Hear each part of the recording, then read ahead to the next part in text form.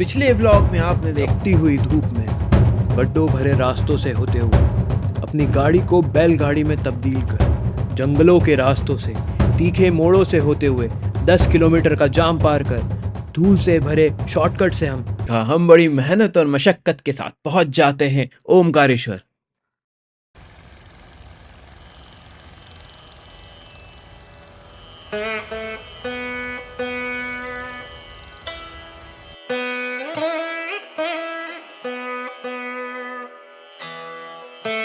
Hello दोस्तों, कैसे हैं आप सभी। आपका स्वागत है एक नए व्लॉग में और हम आ चुके हैं आज ओमकारेश्वर ज्योतिर्लिंग। आपने ये कहावत तो ज़रूर सुनी होगी कि मेहनत का फल मीठा होता है, लेकिन आज मैंने ये महसूस किया ओमकारेश्वर पहुंचकर। ऐसा बहुत ज़्यादा धूप है यार।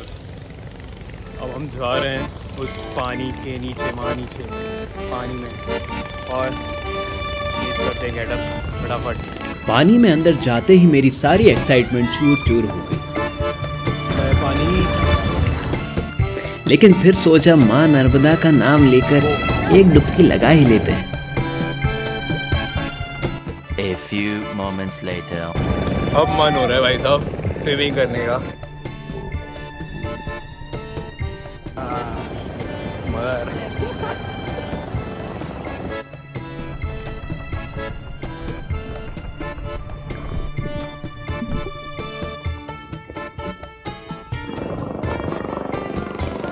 चलते हैं अब बाहर, लाइन में लगना है भाई साहब, बहुत लंबी और बहुत गाड़ी है। फिर कुर्ता पहनकर हम हो जाते हैं रेडी मंदिर में जाने के लिए।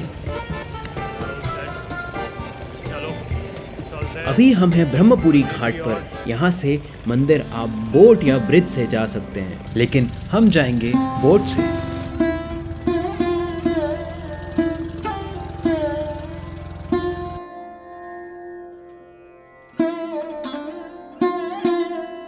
पहले हमने ओमकारेश्वर डैम देखा और वहीं से निकलती हुई कावेरी नदी दिखाई दी।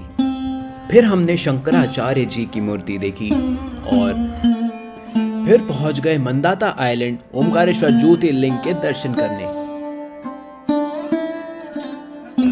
इस लाइन को देखकर लगा कि हमें कल सुबह फिर आना चाहिए, लेकिन फिर मन पक्का करके हम लग जाते हैं लाइन में। चलिए, जब तक मैं आपको एक राज की बात बताता हूँ। ओमकारेश्वर ज्योतिर्लिंग को दो हिस्सों में बांटा गया है। एक मंदाता आइलैंड पर स्थित ज्योतिर्लिंग और दूसरा उसके ठीक सामने ममलेश्वर ज्योतिर्लिंग। अगर आप ओमकारेश्वर आए हैं तो दोनों ज्योतिर्लिंग के दर्शन ज़रूर कीजिए, तभी आपके इस दर्शन को संपूर्ण माना जाएगा। यह है दुनिया की सबसे धीमी गति से आगे बढ़ने वाली लाइन। हम मंदिर से थे सिर्फ 50 मीटर की दूरी पर और इस दूरी को तय करने में हमें लग गए पूरे 2 घंटे। हम मंदिर में प्रवेश कर चुके हैं। ऊपर की ओर चलते ही हमें दिखता है चप्पल जूता स्टैंड। फिर सभी लोग अपने चप्पल जूते उतार कर 5 रुपये प्रति नग के हिसाब से दे देते हैं और फिर कुछ ऐसा मंजर होता है।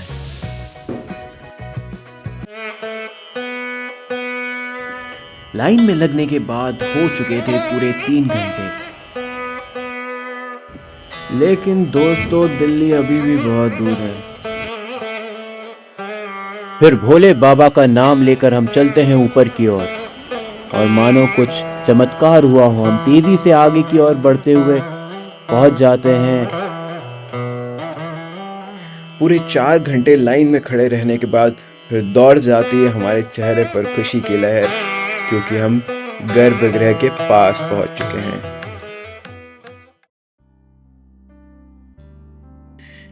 गर्भगृह के पास पहुंचते ही एक अद्भुत ऊर्जा का एहसास होता है।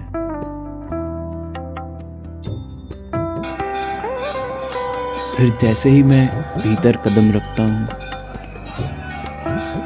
चारों ओर एक अनोखी शांति और सकारात्मकता फैल जाती है। ऐसा लगता है हर दीवार, हर कोना भगवान की उपस्थिति से भरा है।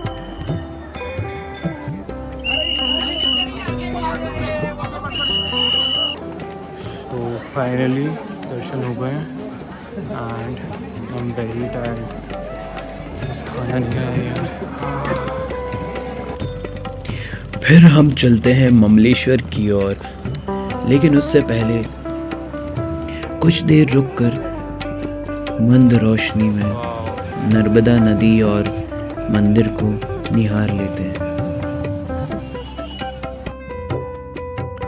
ममलेश्वर मंदिर का इतिहास हजारों साल पुराना माना जाता है और यहाँ हमने केवल 30 मिनट में दर्शन कर लिए।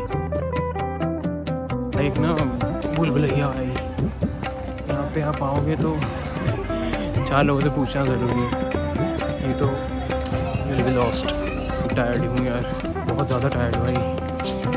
अब जाएंगे घर और मिलते हैं नेक्स्ट व्लॉग में।